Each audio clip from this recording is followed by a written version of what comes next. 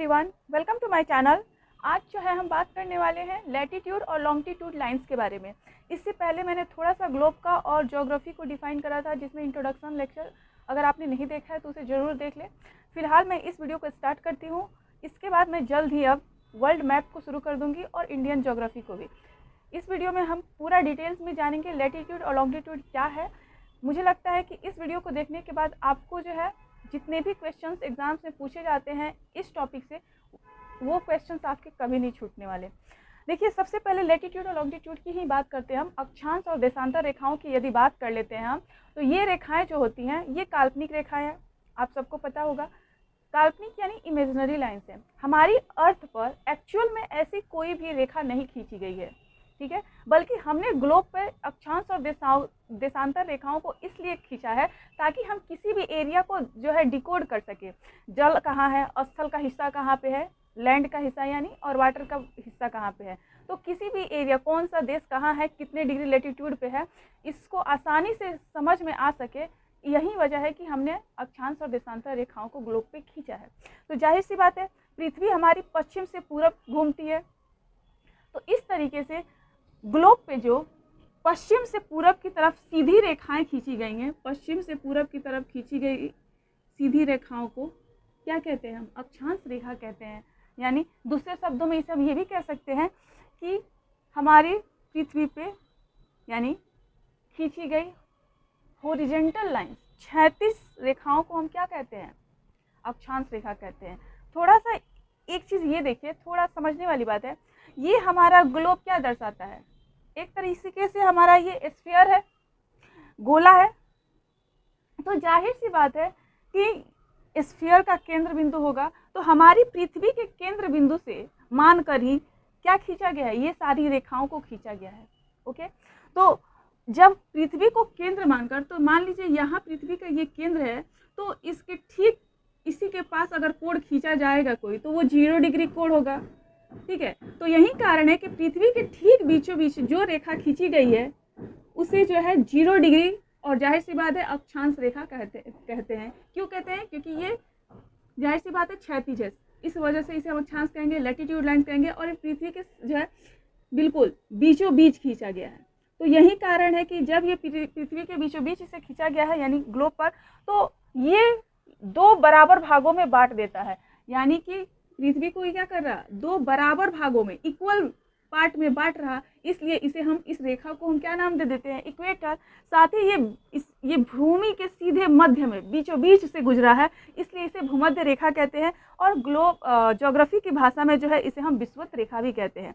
तो I hope ये समझ रहे हो आप कि 0 डिग्री अक्षांश यानी लैटिट्यूड लाइन्स को हम क्या कहते हैं, इक्वेटर, भूमध्य रेखा और विषुवत रेखा, ये इसी के नाम है 0 डिग्री के। अब 0 डिग्री अक्षांश से ऊपर और 0 डिग्री अक्षांश से नीचे जो है बहुत सारी रेखाएं खींची गई हैं। तो कितनी रेखाएं खींची गई हैं, तो 0 डिग्री अक्षांश से जो है ऊपर 1 डिग्री, 2 डिग्री, 3 डिग्री करते हुए, यानी 1 2 3 4 5 करते हुए लगभग जो है 90 डिग्री तक, यानी 90 डिग्री तक अक्षांश रेखाएं खींची गई हैं।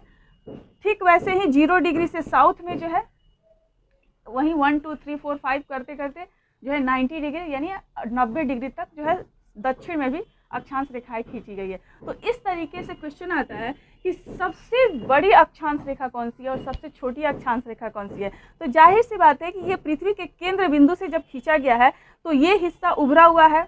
तो जाहिर सी बात है, जब ये खींचा गया है ग्लोब को अगर आप देखें, तो मान लीजिए ये ग्लोब जो है ऐसे, तो ठीक बीचों बीच जो उभरा हुआ पार्ट है, इस वजह से सबसे बड़ी रेखा कौन होगी, भूमध्य रेखा ही होगी। यानी इक्वेटर पे, ये इक्वेटर जो हमारा है ये सबसे बड़ी रेखा है। वहीं अगर हम सबसे अंतिम रूप पे यहाँ देखें तो ये साउथ पोल हो जाता है और ये नॉर्थ पोल हो जाता है। तो जाहिर सी बात है, यहाँ जो रेखा खींची होगी यानी 90 डिग्री जो अक्षांश रेखा नॉर्थ की है और 90 डिग्री जो अक्षांश रेखा साउथ का है, ये सबसे छोटी रेखा होगा, ठीक है। अब देखिए, थोड़ा समझने वाली बात वैसे भी है, बिल्कुल सिंपल सा, कि जब ये गोले का एक रूप है, इसे हम गोला समझते हैं, तो जब इसे 2 बराबर भागों में बांटा जाएगा तो अर्धगोला हो जाएगा ना, आधे गोले का रूप बन रहा। तो इसलिए इसे हम अर्धगोले को क्या कहते हैं, हेमीस्फीयर। तो इस तरीके से नॉर्थ ऊपर है तो नॉर्थ हेमीस्फीयर, साउथ नीचे है तो इसलिए साउथ हेमीस्फीयर कहते हैं। ऊपर के हिस्से को नॉर्थ, नीचे को साउथ कहते हैं। अब देखिए, 0 डिग्री अक्षांश रेखा से, जैसा कि मैंने कहा अभी कि पृथ्वी को केंद्र मानकर ये सब कोण को खींचा गया है। पृथ्वी को केंद्र बिंदु यानी ये केंद्र मान करके ये सारे कोण खींचे गए हैं और इसे ही हम अक्षांश रेखा कहते हैं। तो इस तरीके से आप देखेंगे कि 0 डिग्री अक्षांश से लेकर के ऊपर कितनी रेखाएं खींची गई है, तो 90, यानी ऊपर 90 डिग्री तक, नीचे 90 डिग्री तक, टोटल कितना हो जाएगा 180 डिग्री तक, 180 डिग्री तक। अब जाहिर सी बात है, हमने 0 डिग्री को छोड़ दिया तो इसे भी हम एक ऐड कर देंगे तो टोटल कितना हो जाएगा 181 डिग्री हो जाएगा अक्षांश रेखाएं। कहीं कहीं बुक्स में या कुछ लोगों का ये कहना था कि ये जो 90 डिग्री अक्षांश रेखा है ये तो बिल्कुल बिंदु के समान है ना, तो उन्होंने इसे रेखा के रूप में न काउंट करके इसे बिंदु मान लिया, यानी 90 डिग्री जो रेखा है इसे नॉर्थ पोल का नाम दे दिया और साउथ डिग्री पे जो 90 डिग्री अक्षांश रेखा है यहाँ पे इसे जो है साउथ पोल कह दिया गया। ठीक है, इसे नॉर्थ पोल कह दिया गया।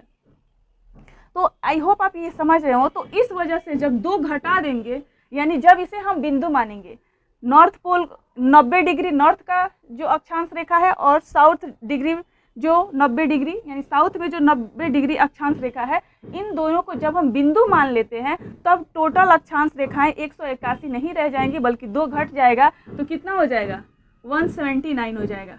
तो आप याद रखेंगे ये दोनों बातें। अक्षांश रेखाएं एग्जाम्स में जो है आपको कभी भी कंफ्यूजन के लिए नहीं पूछेगा, जब भी देना होगा तो दोनों में से कोई एक ही ऑप्शन देगा, अदरवाइज जो है क्लेम कर दिया जाएगा कि ये क्वेश्चन गलत तरीके से पूछा गया है। इस वजह से आप इस पर डाउट नहीं रखेंगे, कोई एक ऑप्शन होगा या फिर दोनों ही लिखा गया, उपयुक्त में से दोनों, ऐसे करके ऑप्शंस दिए जाएंगे। तो आप ये ध्यान में रख सकते हैं। आगे देखिए हम बात करते हैं कि 0 डिग्री अक्षांश रेखा जो पृथ्वी का ये केंद्र बिंदु जैसे कि इक्वल पार्ट में बांटा है तो ऊपर वाले को नॉर्थ, नीचे वाले को है साउथ हेमिस्फीयर कह देते हैं।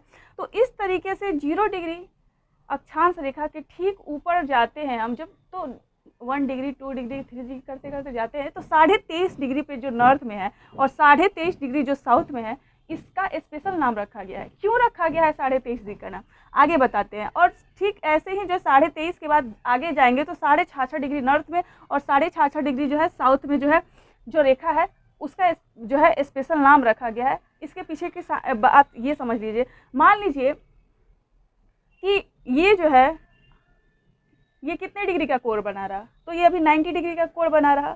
जाहिर सी बात है यदि हम इसे 40 डिग्री इतना झुकाते हैं तो ये ऊपर से 40 डिग्री झुका हुआ है अगर, तो नीचे से कितना डिग्री का कोण बना रहा, तो जाहिर सी बात है ऊपर 40 है तो नीचे से 50, तब जा कर के 90 होगा ना।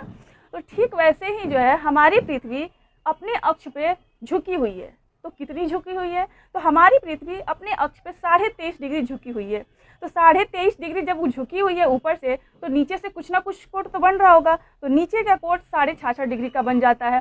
तो यही कारण है कि ग्लोब पे हमारी जो ये 23.5 डिग्री रेखा है इसके स्पेशल नाम है और इसीलिए ये खास रेखा है। ठीक है, और इसलिए अगर नॉर्थ में है 23.5 डिग्री, जब हम नॉर्थ में जाते हैं तो इसे कहते हैं कर्क रेखा। क्या नाम देते हैं, कर्क रेखा, ट्रॉपिक ऑफ कैंसर। नीचे जब हम 23.5 डिग्री साउथ में जब आते हैं 1 2 करते करते तो मकर रेखा, इसे हम कहते हैं ट्रॉपिक ऑफ कैप्रिकॉर्न। समझ में आ रहा है आपको। ठीक वैसे ही जब हम 23.5 डिग्री से ऊपर जाते हैं आगे बढ़ते बढ़ते, तब आता है 66.5 डिग्री नॉर्थ का अक्षांश रेखा यानी लैटिट्यूड लाइंस। तो जाहिर सी बात है ऊपर जो है आर्कटिक पड़ता है, इसलिए जो है इसे आर्कटिक सर्कल का नाम दे दिया जाता है, जिसे हम आर्कटिक वृत्त कह देते हैं। ठीक वैसे ही जब हम 66.5 डिग्री साउथ में आते हैं तो इधर अंटार्कटिका का हिस्सा पड़ता है, तो अंटार्कटिक सर्कल का नाम इसे यानी अंटार्कटिक वृत्त का नाम दे देते हैं। तो इतना आप समझ पाए होंगे अच्छी तरह से। अब एक चीज़ और पूछता है कि 2 अक्षांशों के बीच कितनी दूरी है। जाहिर सी बात है कि सारे अक्षांश रेखाएं जो 90 डिग्री 0 डिग्री के ऊपर 90 डिग्री तक जो खींचा गया है रेखा और 90 डिग्री 0 डिग्री से नीचे साउथ में खींचा गया है, तो सारी रेखाएं एक पास तो बिल्कुल नहीं खींची गई हैं। अगर एक ही पास खींच दी गई होती तो क्या मतलब है रेखा नाम देने का। तो इस तरीके से जो है इन रेखाओं के बीच कुछ ना कुछ डिस्टेंस है। तो कितना डिस्टेंस है, क्या हम कुछ भी मान लें, तो नहीं।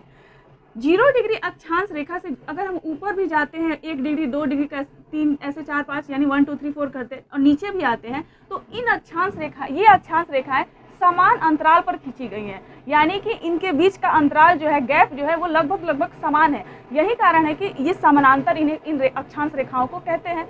और इनके बीच की दूरी जो है 111 किलोमीटर, यानी कि 111 किलोमीटर, 111 किलोमीटर। ओके, तो ये आप एग्जाम्स में याद रखेंगे। दो अक्षांश रेखाओं के बीच की दूरी कितनी होती है? तो 111 किलोमीटर। अब ये अक्षांश की बात हमने कर लिया। अब हम करते हैं किसकी बात? देशांतर यानी लॉन्गिट्यूड की बात। हमने लैटिट्यूड को देख लिया। लॉन्गिट्यूड जाहिर सी बात है ये ऊपर से नीचे की तरफ खींची गई रेखाएं होती हैं, यानी अक्षांश रेखाओं को हम ऐसे समझ सकते हैं कि ये सीधे समानांतर होती हैं। तो ये क्या है? क्षैतिज है, हॉरिजेंटल है, जबकि देशांतर रेखाएं वर्टिकल होती है, ऊपर से नीचे की तरफ खींची जाती है। तो इस तरीके से हम मान सकते हैं कि ग्लोब पे जो है नॉर्थ पोल से साउथ पोल को मिलाने वाली रेखा को हम क्या कहते हैं? देशांतर यानी लॉन्गिट्यूड लाइंस कहते हैं। ओके, तो इस तरीके से जो है जितनी भी आप देख सकते हैं नॉर्थ पोल से साउथ पोल को मिलाने वाली रेखाओं को हम क्या कहते हैं? Longitude lines. तो इसलिए ये 0 डिग्री लॉन्गिट्यूड हुआ। ओके, जो पृथ्वी के ठीक बीचों बीच रेखा खींची गई है इसे माना गया है 0 डिग्री लॉन्गिट्यूड यानी 0 डिग्री देशांतर रेखा। 0 डिग्री देशांतर रेखा से इधर के हिस्से, पूरब के हिस्से को, ये तो इक्वेटर हो गया, और लेकिन ये इसके साइड में हम पूरब इसे मानते हैं, पूर्वी हिस्सा, ये पूर्वी हिस्सा, ये पश्चिम का हिस्सा है, इसलिए जो है इसे मान लिया जाता है ये भी अर्धगोल जो है आधा आधा दो हिस्सों में बांट रहा। 0 डिग्री लॉन्गिट्यूड लाइंस क्या कर रहा? इसे दो पार्ट में डिवाइड कर रहा।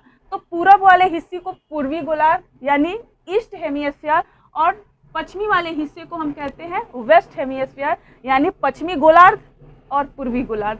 ठीक है, आप याद रखेंगे। अब देखिए 0 डिग्री लॉन्गिट्यूड लाइन से जो है पूरब की तरफ कर 1 डिग्री 2 डिग्री 3 डिग्री जैसे अक्षांश रेखाएं थी, वैसे ही करते करते करते कितना तक गया है?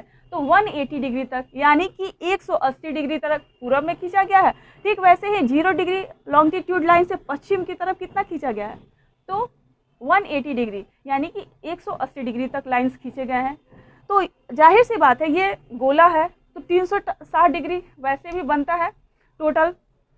तो आप समझ लीजिए ये कुछ नहीं है, ये कोण है, पृथ्वी के केंद्र से खींचा गया वर्टिकल कोण ही क्या है? देशांतर रेखा है। बिल्कुल आप इस बात को याद रखेंगे तो थोड़ा सा भी आपको कंफ्यूजन नहीं होगा। तो जाहिर सी बात है इधर 180 इधर 180, यानी टोटल कितना हुआ? 180 प्लस 180 यानी 360। अब कुछ लोगों का मानना है कि क्या सच इधर 180 डिग्री जो है और इधर 180 डिग्री कहा जा रहा, यानी जो 180 डिग्री जो देशांतर रेखा होगा तो वो 2 होगा, इसका मतलब? तो नहीं, ऐसा नहीं है। क्यों नहीं है? क्योंकि मान लीजिए हमारा पृथ्वी एक स्फीयर का रूप है, तो इस तरीके से ये रहा, तो आप देख सकते हैं कि सामने 0 डिग्री लॉन्गिट्यूड लाइंस है और 0 डिग्री लॉन्गिट्यूड से पूरब की तरफ 180 खींचा जा रहा और पश्चिम की तरफ 180। तो जाहिर सी बात है ये रेखा पीछे जाकर एक ही में क्या हो जाएगा? सम्मिलित हो जाएगा, जिसे एक ही बिंदु में सट जाएगा कह सकते हो आप। तो आप देख रहे हो ये मिलान बिंदु एक ही में मिल चुका है, पीछे की तरफ क्या हुआ है? ये बिल्कुल सटा हुआ है। तो 180 डिग्री को जब हम खोलेंगे तो ये आप देख सकते हो ये ऐसे दिख रहा। तो इसलिए जो है 180 डिग्री जो पीछे जा करके सट चुका है तो वह एक ही है। यानी आप याद रखेंगे 180 डिग्री जो देशांतर जो रेखा है, लॉन्गिट्यूड लाइंस जो है वो एक ही है, 2 नहीं है। तो इस तरीके से यहाँ पे तो 360 हमने लिख दिया है। तो 360 हमने इसमें 0 डिग्री को भी सम्मिलित कर लिया है। ठीक है, यानी 0 डिग्री लॉन्गिट्यूड लाइंस को भी हमने सम्मिलित कर दिया है, इसलिए टोटल लॉन्गिट्यूड लाइंस की कितना हुआ? 360। वैसे भी ये गोला है, इस वजह से जो है 360 डिग्री आपने सर्कल का में सुना ही होगा, 360 डिग्री बनता है। तो इस तरीके से आप ये भी इस तरीके से भी याद रख सकते हैं। जैसा कि मैंने कहा वर्टिकल लाइन है ये, यानी बिल्कुल क्या है?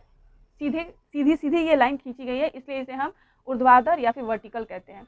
अब हम बात करते हैं कि जो 0 डिग्री लॉन्गिट्यूड लाइन से जब हम पूरब की तरफ जाते हैं और पश्चिम की तरफ जाते हैं तो जाहिर सी बात है हमने देखा जैसा कि कहीं ना कहीं तो ये आपस में एक दूसरे को लैटिट्यूड और लॉन्गिट्यूड लाइंस काटती हैं।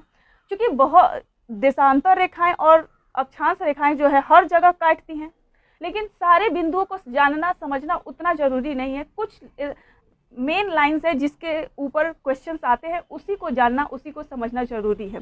ठीक है, तो इस तरीके से जो है आप 0 डिग्री लॉन्गिट्यूड जो ये लाइन है ये बहुत ही स्पेशल है। क्यों स्पेशल है? क्योंकि ये ठीक पृथ्वी के बीचों बीच रेखा ये खींची गई है और ये सामने है।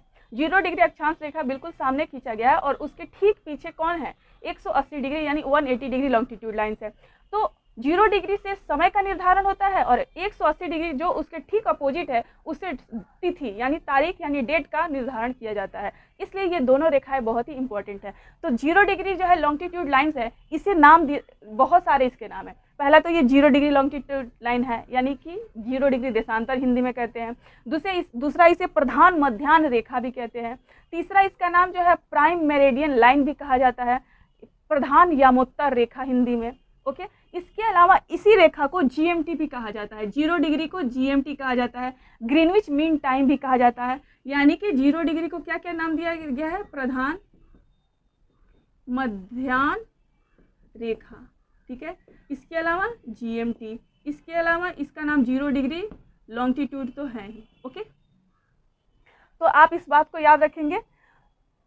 इससे क्या निर्धारण होता है? तो समय का निर्धारण होता है। तो जाहिर सी बात है जब ये 0 डिग्री ऊपर से नीचे तक खींचा गया है तो ये अक्षांश रेखा से हर जगह क्या होगा? एक दूसरे को काटेंगी, यानी लैटिट्यूड लाइंस जाहिर सी बात है जब ये क्षैतिज है और ये जब वर्टिकल है तो ये हर जगह एक दूसरे को प्रतिच्छेदित करेंगी। तो इस तरीके से जो है 0 डिग्री लाइंस जब नॉर्थ पोल से स्टार्ट होता है, जब ये 23.5 डिग्री पे पहुंचता है, तो 23.5 डिग्री पर पहुंचता है तो ये अक्षांश रेखा जो है ये इंपॉर्टेंट है ना। तो इसलिए जो ये ट्रॉपिक ऑफ कैंसर है यानी कर्क रेखा है, तो जिस जगह पे ये दोनों एक दूसरे को प्रतिच्छेदित करते हैं वहाँ पे अल्जीरिया पड़ता है। तो ये जगह क्या है? अल्जीरिया है। ठीक वैसे ही 0 डिग्री लॉन्गिट्यूड जो लाइन से जब नीचे की तरफ जब भूमध्य रेखा पे यानी कि इक्वेटर पे पहुँचता है तो वहाँ पड़ता है गिन्नी की खाड़ी। जब 0 डिग्री लॉन्गिट्यूड लाइन्स नीचे और पहुँचता है तो 23.5 डिग्री साउथ में जब पहुँचता है तो यहाँ पे टॉपिक ऑफ कैप्रिकॉर्न है। तो इस तरीके से यहाँ पड़ता है अटलांटिक महासागर। ओके, तो इतना आप समझ पाए होंगे। आगे हम बात करते हैं कि ये तो हमने देख लिया, थोड़ा सा इस चीज को और समझिएगा। ये जो भी रेखाएं खींची गई हैं, जितना जैसा कि मैंने अभी बताया कि 180 डिग्री क्या है? इंपॉर्टेंट है। 1 से 80 डिग्री जो लॉन्गिट्यूड लाइन्स है वो 0 डिग्री के ठीक पीछे है, तो उससे डेट का निर्धारण है। अब देखिए देशांतर रेखाएं जो हैं जो खींची गई हैं ये बिल्कुल अक्षांश रेखाओं की तरह समान अंतराल पे नहीं है, यानी समानांतर नहीं खींची गई हैं। तो एग्जाम्स में क्वेश्चन ये आते भी हैं, क्या देशांतर रेखाएं लॉन्गिट्यूड लाइन्स एक दूसरे के समान अंतराल पे होती हैं, समानांतर होती हैं? तो नहीं होती हैं। इस तरीके से जो है ये आपस में जो है अगर हम देखें तो डिफरेंस यही है कि इनके बीच की दूरी भी समान अंतराल पे नहीं होगी। जाहिर सी बात है ये इक्वेटर है, तो इक्वेटर से जब हम ऊपर की तरफ जाते हैं, नॉर्थ पोल यानी ध्रुव, नॉर्थ पोल ये हुआ और ये साउथ पोल हुआ, तो नॉर्थ की तरफ ध्रुवों की तरफ जाते हैं जब भूमध्य रेखा से, तो इनकी बीच की दूरी, दो देशांतर रेखाओं के बीच की दूरी क्या हो रही है? घटती जा रही है। आप देख रहे हैं यहाँ पे ये जा करके बिल्कुल आपस में मिल जाते हैं। ठीक है, कौन? दो लॉन्गिट्यूड लाइंस ध्रुवों पे जा करके आपस में मिल जाते हैं। ठीक वैसे ही इस बात को इस तरीके से समझ सकते हैं कि जब ध्रुवों से जब हम भूमध्य रेखा की तरफ आते हैं तो दो देशांतर रेखाओं के बीच की दूरी बढ़ती जाती है। आप देख रहे हैं, मान लीजिए नॉर्थ पोल हो या साउथ हो, आप किधर से भी जब आते हैं ऊपर की तरफ आ रहे हैं यानी भूमध्य रेखा के पास, तो ये इक्वेटर के पास आ रहे हैं, तो सबसे ज़्यादा दो देशांतर रेखाओं के बीच की दूरी सबसे ज़्यादा कहाँ होता है? तो भूमध्य रेखा के पास होता है। और दो देशांतर रेखाओं के बीच की दूरी जो होती है वो 111.3 किलोमीटर माना गया है, जिसे मैंने लिख भी दिया है। ठीक है, आगे हम बात कर लेते हैं। जो चीज़ें मैं आपको बता रही हूँ वो मैंने लिख भी दिया है ताकि आप जो है अच्छे से इसे देख पाएँ, इसे समझ पाएँ। ओके, अब देखिए आगे हम बात करते हैं कि जो 0 डिग्री लॉन्गिट्यूड लाइन्स है, तो ये 0 डिग्री लॉन्गिट्यूड लाइन समय का निर्धारण होता है। क्योंकि 0 डिग्री लॉन्गिट्यूड लाइन गुजरता है तो इसके ग्रीनविच, यूके के ग्रीनविच शहर से गुजरता है।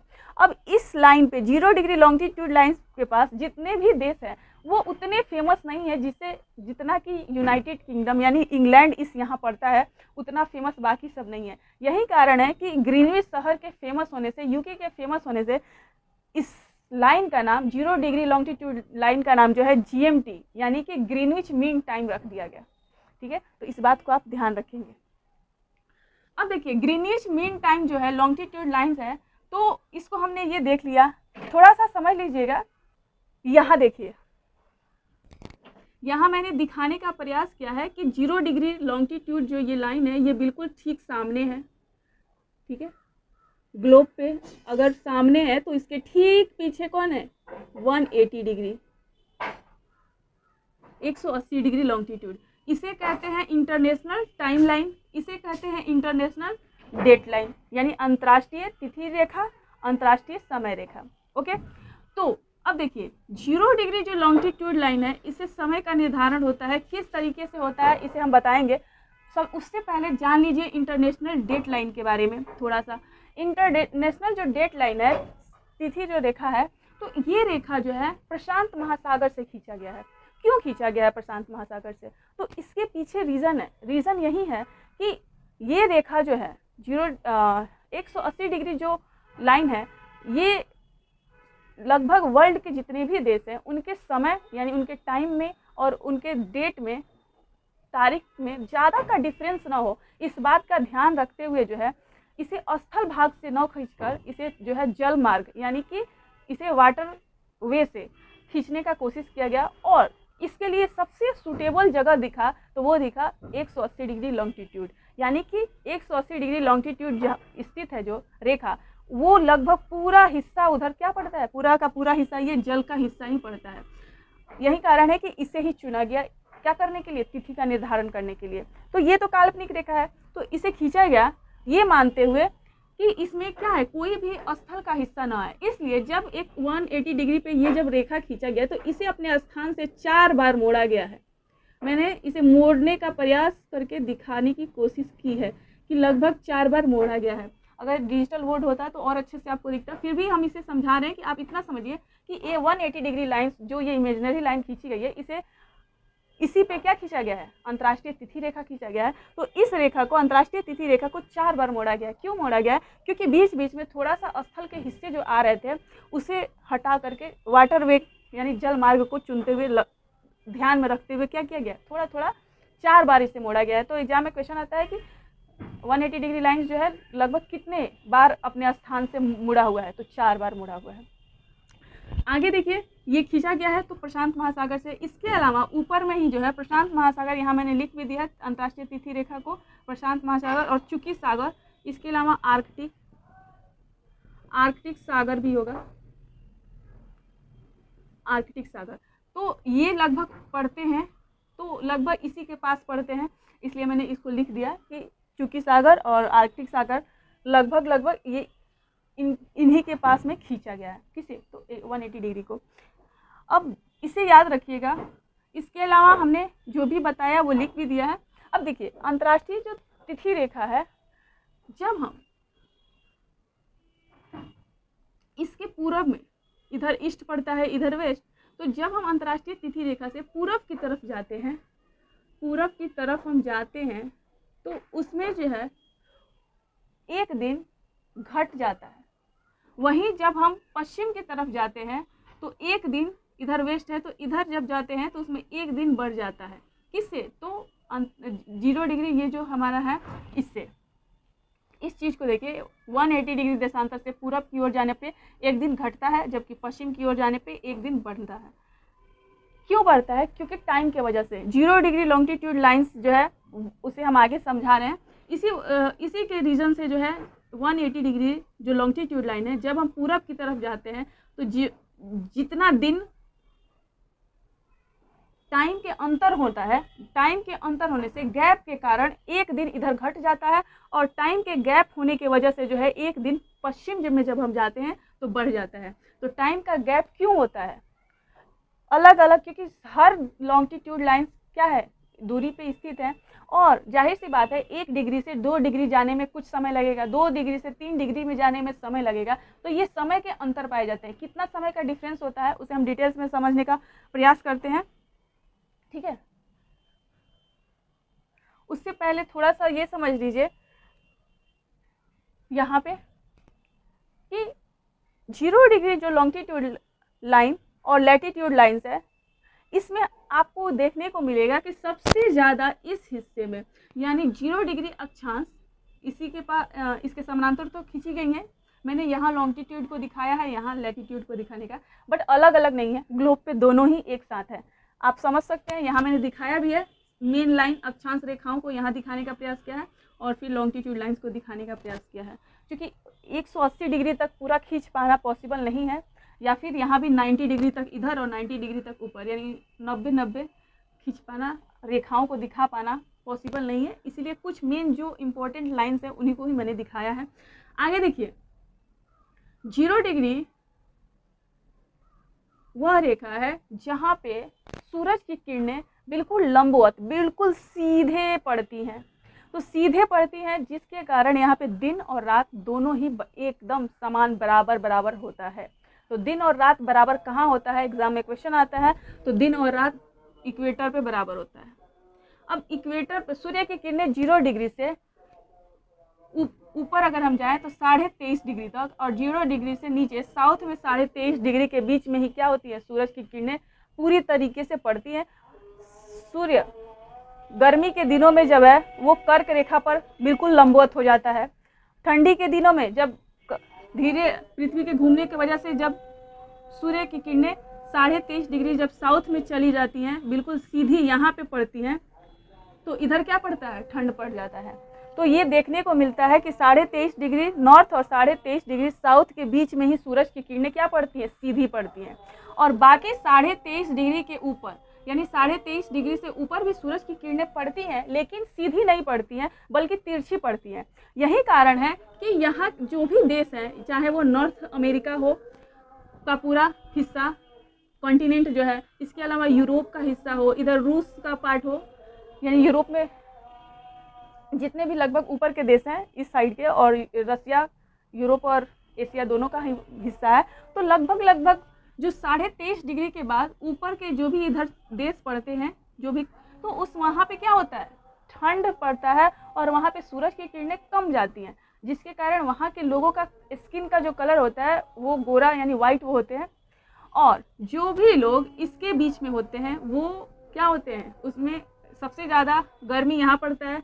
तो जाहिर सी बात है, यहाँ जो भी भूमध्य रेखा के पास अफ्रीका का हिस्सा है, तो अफ्रीका के लोग क्या होते हैं, लगभग अफ्रीका के जो भी विषुवत रेखा पे जो भी देश पड़ते हैं वो काले वहाँ के लोग पाए जाते हैं।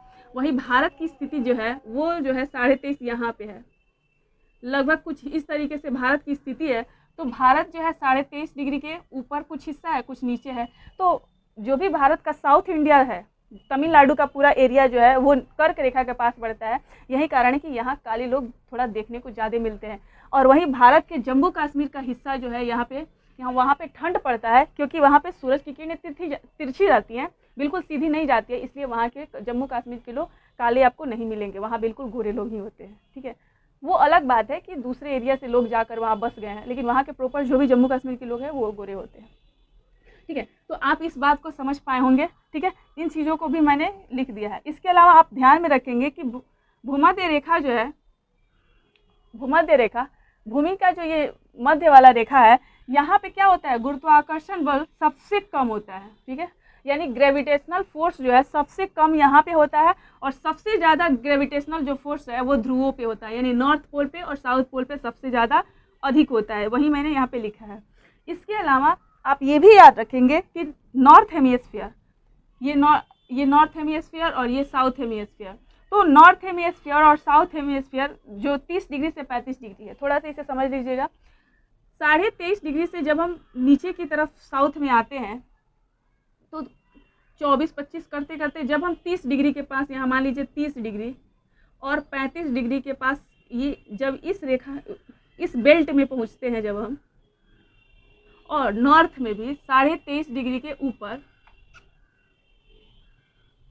मान लीजिए यहाँ पे 30 डिग्री है, यहाँ पे 35 डिग्री है, तो इस बेल्ट में जब हम पहुंचते हैं तो इस दोनों नॉर्थ हेमिस्फीयर के 30 से 35 डिग्री के बीच के बेल्ट और साउथ हेमिस्फीयर में 30 से 35 डिग्री के बेल्ट को क्या कहते हैं हम?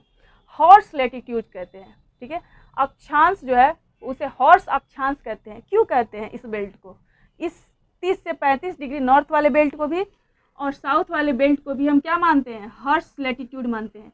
क्यों मानते हैं? इसके पीछे की कहानी है। कहानी ये है कि जाहिर सी बात है, आज से सालों पहले तक क्या होता था, इतनी बड़ी बड़ी जहाज़ें जो आज हम देख रहे हैं, ऐसी कोई जहाज़ नहीं थी। उस टाइम नाव हुआ करते थे और नाव जो होते थे वहाँ व्यापार होते थे, समुद्र के रास्ते से व्यापार होता था, तो घोड़ों का भी व्यापार हुआ करता था। तो एक नाव जब इस एरिया से होते हुए इस एरिया से होते हुए जब वो 23.5 डिग्री के नीचे साउथ में, जब वो यानी 30 डिग्री, ये साउथ है, साउथ, ठीक है, यानी 30 डिग्री साउथ वाले बेल्ट में पहुंची, 30 से 35 डिग्री बेल्ट में, तब उसके नाव में अचानक जो है उसका नाव जो है पूरी तरीके से हिलने लगा, इम्बैलेंस हो गया। यानी वो नाविक जो है अपने नाव को संभाल नहीं पा रहा था, उसे लग रहा था कि अब नाव डूबेगा कि तब डूबेगा, और वो पूरी तरीके से उसमें जो भी उसने सामान रखे थे, इसके अलावा उन्होंने जितने भी घोड़े रखे थे, तो वो अब पूरी तरीके से लग रहा था उसे कि डूब जाएंगे। तो यही कारण है कि उसके नाव इम्बैलेंस होने के कारण वो कोशिश बहुत कर रहा था अपने नाव को संभालने की। जब उससे नहीं संभला गया तो उसके जो भी सामान उसके नाव में थे, उसने अपने पूरे सामान को फेंक डाला सागर में। उसके बाद उसने कोशिश किया कि फिर भी बैलेंस हो जाए हमारा नाव, नहीं हो पाया। फिर उसने क्या करा कि जो भी उसने घोड़ों को अपने रखा था अपने नाव पे, उन घोड़ों को भी जो है सागर में फेंक दिया। ठीक है, और इस तरीके से जो है करते करते ये पूरी तरीके से जब वो 35 डिग्री साउथ को भी पार कर लिया, तब उसने देखा कि अब उसका नाव सही तरीके से चल रहा। तो उसे ऐसा फील हुआ कि यहाँ पे कोई शक्ति है जिसके वजह से जो है घोड़ों को नहीं ले जाने दे रही थी मुझे इस एरिया से। इसी कारण उसने इधर हॉर्स पावर का बोलना स्टार्ट किया। तो बाद में इस किस्से के ऊपर ही जो है इस बेल्ट को ऐसा कहते हैं, पर ऐसा कुछ है नहीं, लेकिन बस क्वेश्चन जरूर पूछा जाता है कि हॉर्स लैटिट्यूड किन्हें कहते हैं। तो 30 से 35 डिग्री नॉर्थ के बेल्ट को, 30 से 35 डिग्री साउथ के बेल्ट को क्या कहते हैं? हॉर्स लैटिट्यूड कहते हैं। बस आप इतना ध्यान में रखेंगे। ओके, अब हम बात करते हैं, जैसा कि मैंने ये चीज़ें यहाँ पे लिख भी दिया है। अब हम थोड़ा सा जो है अंतर्राष्ट्रीय जो हमारा टाइम लाइन है उसको समझ लेते हैं। ठीक है, इसे मैं थोड़ा मिटा देती हूँ, मैंने मिटा दिया है।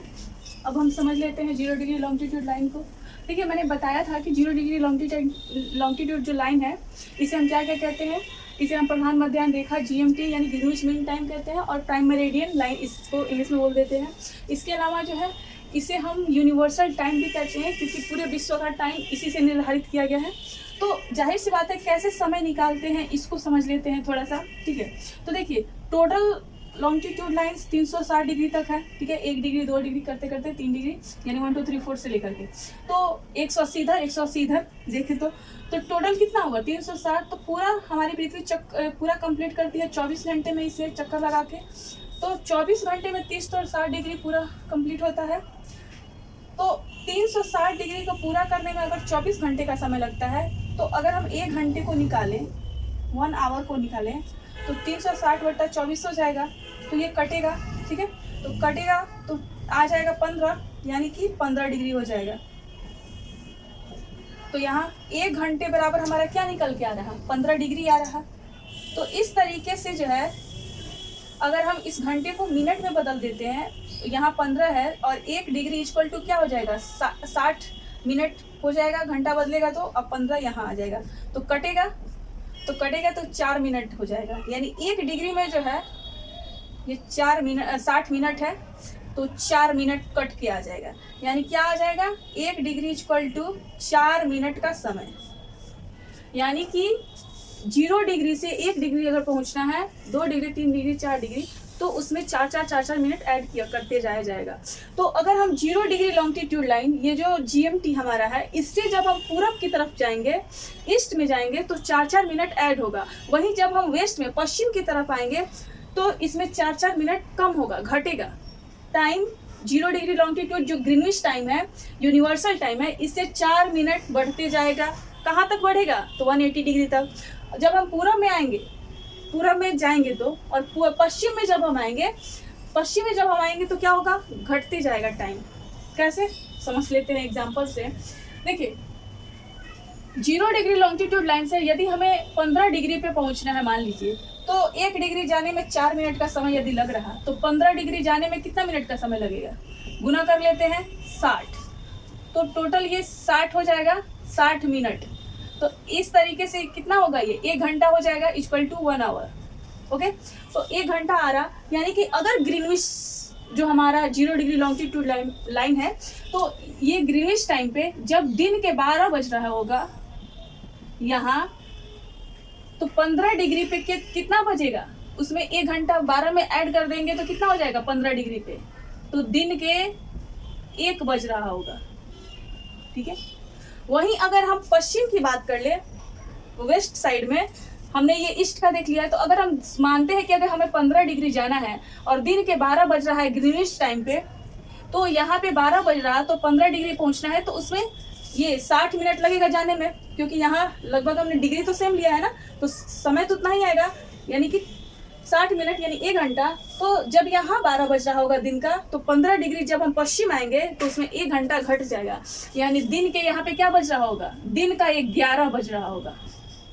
आई होप आप इस तरीके से जो है हर डिग्री का टाइम निकाल सकते हैं, लॉन्गिट्यूड ये जो 0 डिग्री मिनिट टाइम है इसको मानते हुए।